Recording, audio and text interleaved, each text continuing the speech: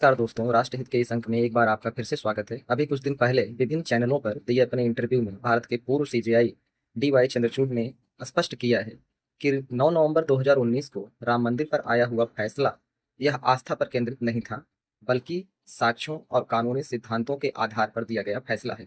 उन्होंने एक बात कही जो कि गौर करने वाली है। उन्होंने कहा कि यह 1045 पृष्ठों का यह फैसला था, क्योंकि मूल केस ही 30,000 पृष्ठों से ज़्यादा का था। लोग पूरी तरह से फैसले को पढ़ते नहीं हैं और अपने हिसाब से नैरेटिव चलाने की कोशिश करते हैं, तथ्यों को तोड़ते और मरोड़ते हैं।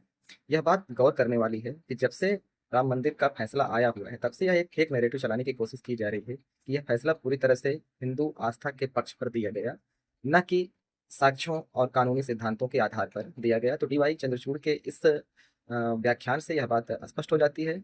और फिर भी अगर किसी को शक और संदेह है, 2019 का आया हुआ फैसला है, तो उन्हें अपना फेक नैरेटिव चलाने से पहले इस आदेश को पढ़ना चाहिए। और अगर उसमें कुछ कमियां हैं तो सुप्रीम कोर्ट के दरवाजे खुले ही हैं। उन्होंने एक बात और कही कि जज हो या कोई भी व्यक्ति हो, उन्हें भारत में अपने धार्मिक स्वतंत्रता का अधिकार दिया गया है। और यह बात सच भी है कि भारतीय संविधान के भाग 3 में अनुच्छेद 25 से 28 तक धार्मिक स्वतंत्रता की बात कही गई है, और उसमें से अनुच्छेद 25 अपनी आस्था के हिसाब से अपने धर्म का पालन करने की स्वतंत्रता देता है। उसमें चाहे जज हो या किसी भी संवैधानिक पद पर बैठा हुआ व्यक्ति, वह अपनी आस्था और मान्यता के हिसाब से अपने धर्म का पालन कर सकता है। लेकिन उन्होंने यह भी कहा कि लोग सुप्रीम कोर्ट या किसी भी कोर्ट से आए हुए फैसलों को दो तरह से देखते हैं। अगर फैसला सरकार के पक्ष में होता है तो वे इसे सरकार का दबाव कहते हैं, और अगर कोई फैसला सरकार के विपक्ष में आ जाता है तो कहते हैं कि सुप्रीम कोर्ट और न्याय व्यवस्था पर उन्हें पूरा भरोसा है। तो यह सब बातें सोशल मीडिया पर चलती रहती हैं।